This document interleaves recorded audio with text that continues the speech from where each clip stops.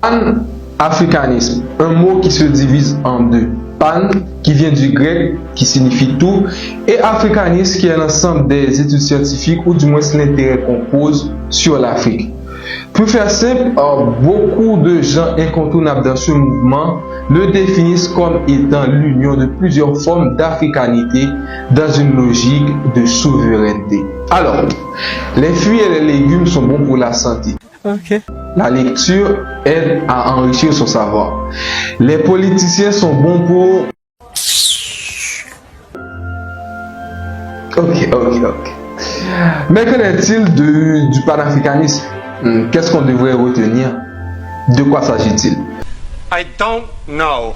Honneur et respect. Salutations pour tout le monde. Vous êtes sur JNMAC TV et vous suivez l'émission Ce qu'il s'agit.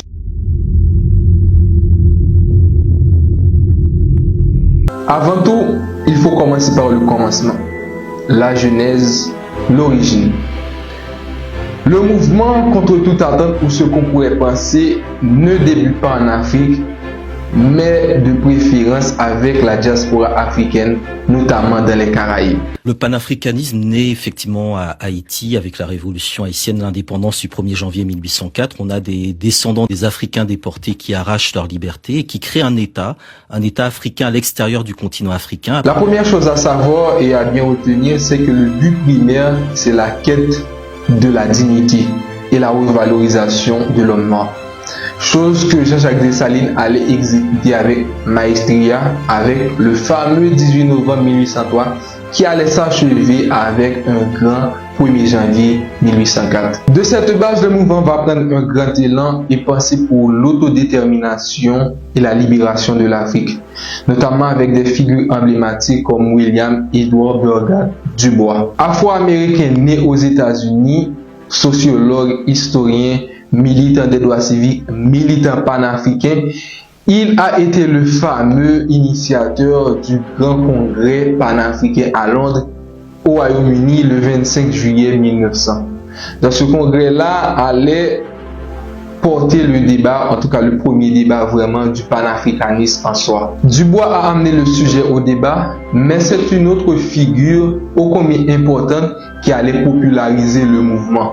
Là, nous parlons de Marcus Garvey. Et en Jamaïque, il est un des 2 enfants à avoir pu atteindre l'âge adulte dans une fratrie de 11. Son père est un chrétien lettré qui lui transmet le goût de la lecture. À 14 ans, il travaille dans une imprimerie et c'est très tôt que lui vient l'envie de lutter contre l'injustice et l'inégalité. Lui qui a surtout prôné le retour au continent. C'est lui qui a aussi été l'initiateur ou du moins l'un des fondateurs importants de ce pays d'Afrique qu'on appelle désormais le Libéria. Ensuite, nous allons retrouver le mouvement de la littérature avec Aimé Césaire, avec son fameux et culte bouquin qu'est le discours sur l'impérialisme. Ce titre est symbolique de la condition même du noir contre laquelle je lutte de toutes mes forces et sous toutes les formes. Et pour couronner le tout, l'essence du mouvement allait prendre cher avec une personnalité de haute valeur et de grande estime qui n'est autre que Kwame Nkrumah, président de l'ex-Côte de l'Or qu'il rebaptisera lui-même Ghana en mémoire de l'illustre et du grand empire du Ghana. Tout ça dans l'élan de la décolonisation, la réconciliation avec son origine. Donc, oui,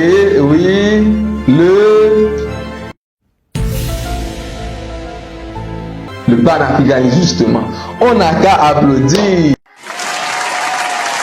Comment parler de tout cela sans évoquer le nom de Thomas Sankara, lui qui représente à lui seul un symbole de militantisme. Il a montré que le panafricanisme est aussi une question de justice et d'intégrité par rapport à sa gestion de l'État burkinabé. Une question de grandeur d'esprit et d'égalité pure et réelle par rapport avec sa grande vision et sa valorisation de la femme. La femme en général occupe une place très importante dans notre révolution. Et dans les discours d'orientation, nous avons dit que l'on ne saurait construire la révolution voltaïque sans cette moitié de la population. Elle porte la moitié du ciel. Et les femmes voltaïques nous posent un grand problème parce que leur libération n'est pas facile. Elles sont aujourd'hui dominées par des hommes eux-mêmes dominés. Donc elles sont doublement dominées.